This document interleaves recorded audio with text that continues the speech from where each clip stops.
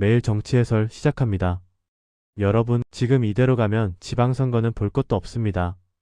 문제는 선거 한 번이 아닙니다. 이 흐름이 계속되면 20년 집권, 50년 집권, 이 말이 허풍이 아니라 현실이 될 수도 있다는 겁니다. 남 탓할 상황이 아닙니다. 지금은 우리 스스로를 봐야 할 때입니다. 얼마 전 타계한 이해찬 전 대표는 2018년 초 민주당 장기 집권론을 꺼냈습니다.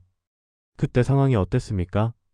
박근혜 전 대통령 탄핵, 우리 진영 초토화, 문재인 정부 출범, 그리고 지방선거. 결과는 참혹했습니다. 17개 시도지사 중 14곳을 가져갔습니다.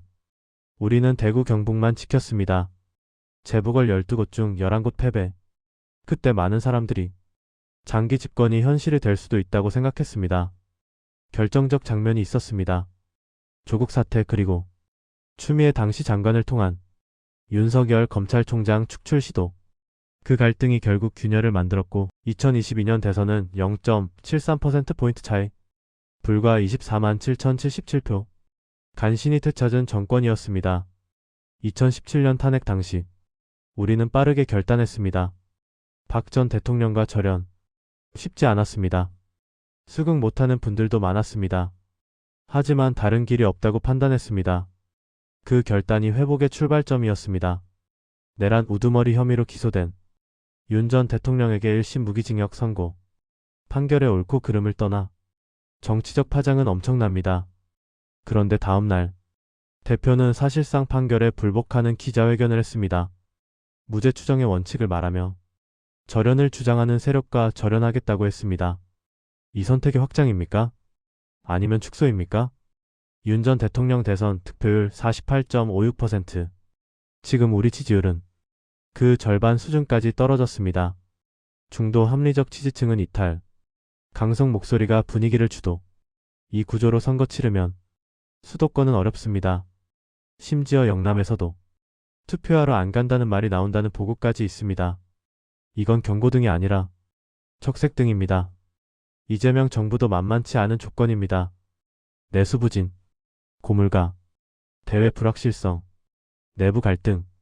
그런데 우리가 분열하면 상대는 실수해도 버팁니다. 우리가 스스로 약해지면 상대의 위기도 기회가 됩니다. 지금 여권은 법 왜곡죄, 재판소원죄, 대법관 증언, 사법구조까지 손대고 있습니다.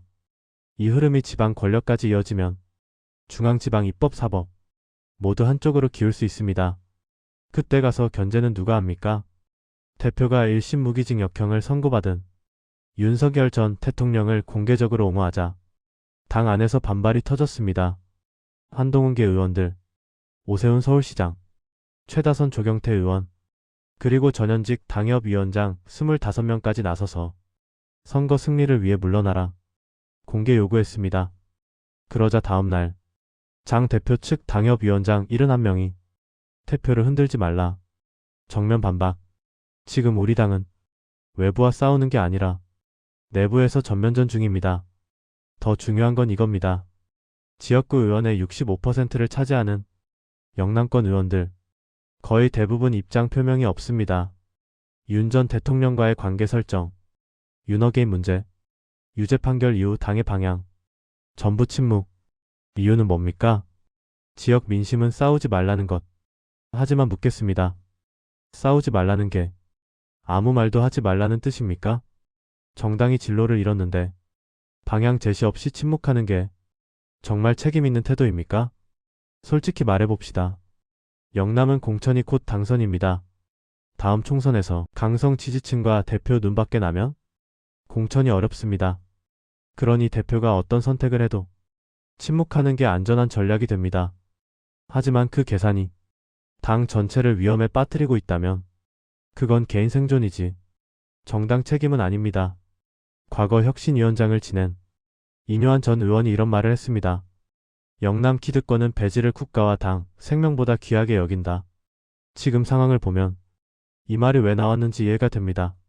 지금 문제는 단순히 대표 한 사람 문제가 아닙니다.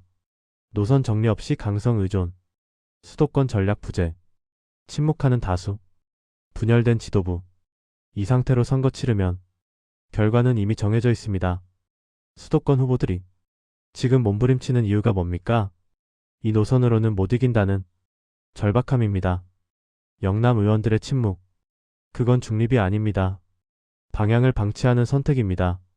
당이 진로를 잃었는데 침묵으로 공천만 기다린다면 민심은 돌아오지 않습니다. 지금 필요한 건 싸움이 아니라 정리, 눈치가 아니라 결단, 과거 선배들이 했던 것처럼 당을 위해 개인을 내려놓는 용기. 그게 없다면 이번 선거도 어렵습니다. 장기 집권은 상대가 잘해서만 되는 게 아닙니다. 우리가 무너지면 자연스럽게 만들어집니다. 지방선거 100일. 이대로 가면 결과는 뻔합니다. 재건의 길을 갈 것인가, 분열의 길을 갈 것인가. 지금 선택이 5년이 아니라 20년을 좌우할 수도 있습니다. 여러분, 우리는 또 같은 실수를 반복합니까? 아니면 이번엔 바꿉니까? 분노가 아니라 전략, 충성이 아니라 확장. 이게 지금 필요한 방향 아닙니까? 도움 되셨다면 좋아요, 구독, 댓글로 여러분 생각 남겨주십시오. 지금은 정말 우리의 선택이 미래를 결정합니다.